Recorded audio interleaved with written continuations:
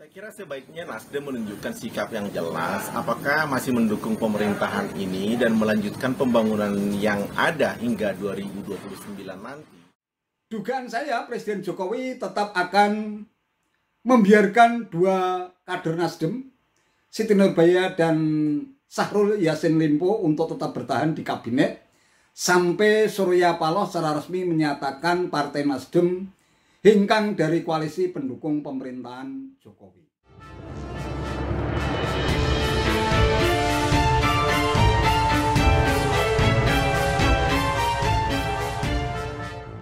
Assalamualaikum warahmatullahi wabarakatuh. Salam sejahtera untuk kita semua, salam budaya.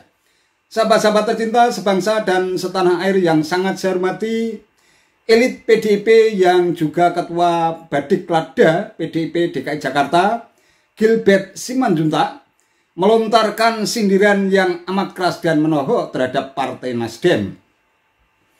Ia menyebut Partai Nasdem yang telah resmi mengusung sosok antitesis Jokowi, Anies Baswedan, bermuka dua. Satu sisi sudah resmi mengusung Anies Baswedan, pada sisi yang lain masih tetap bertahan di istana.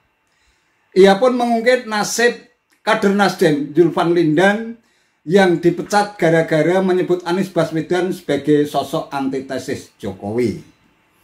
Oleh karena itu, Gilbert pun meminta Partai Nasdem segera out dari istana. Saya kira sebaiknya Nasdem menunjukkan sikap yang jelas, apakah masih mendukung pemerintahan ini dan melanjutkan pembangunan yang ada hingga 2029 nanti, ataukah kemudian menjadi oposisi, karena menjadi aneh pada saat Bung Zulfan Lindan mengucapkan antitesis yang bersangkutan dipecat, sedangkan capresnya menjadi pengkritik pemerintahan saat ini, di mana Nasdem ada di dalam pemerintahan, tidak mendapat sanksi apa-apa.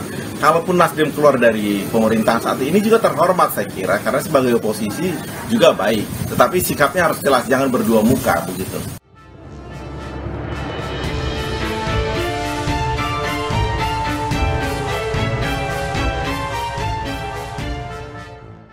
Ya. Memang ada benarnya apa yang disampaikan Gilbert. Hingga saat ini masih ada dua kader Nasdem yang masih bertahan di kabinet pemerintahan Jokowi, yaitu Menteri Lingkungan Hidup dan Kehutanan Siti Nurbaya dan Menteri Pertanian Syahrul Yassin Limpo.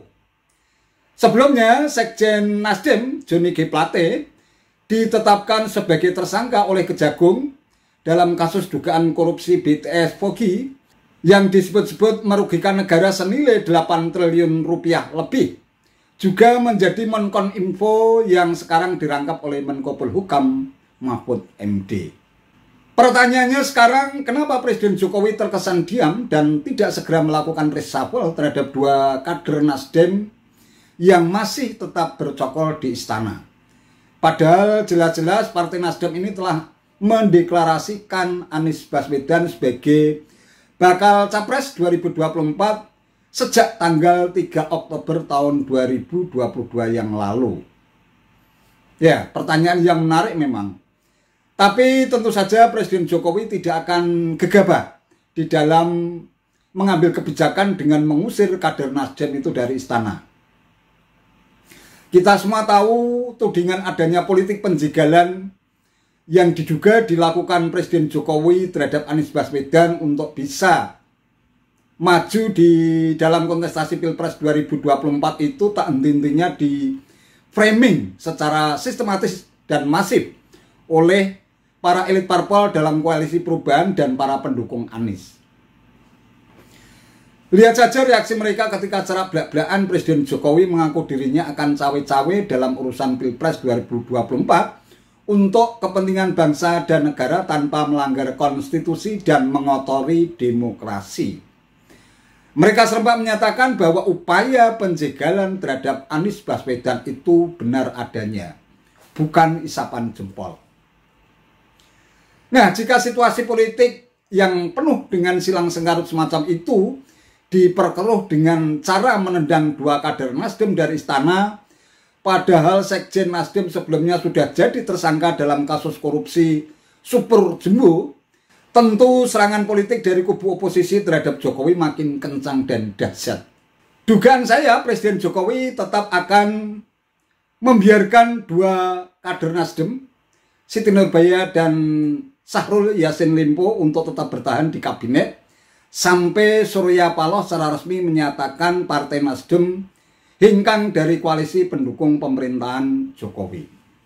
Wait and see. Caranya ya pakai cara Gilbert tadi, mengusik dan terus mengganggu ketenangan Surya Paloh agar merasa risih hingga akhirnya Surya Paloh mengeluarkan katutrufnya. Nasdem secara resmi mengundurkan diri sebagai parpol pendukung pemerintahan Jokowi. Kira-kira begitu. Itu saja yang bisa saya sampaikan. Terima kasih atas perhatiannya. Wassalamualaikum warahmatullahi wabarakatuh.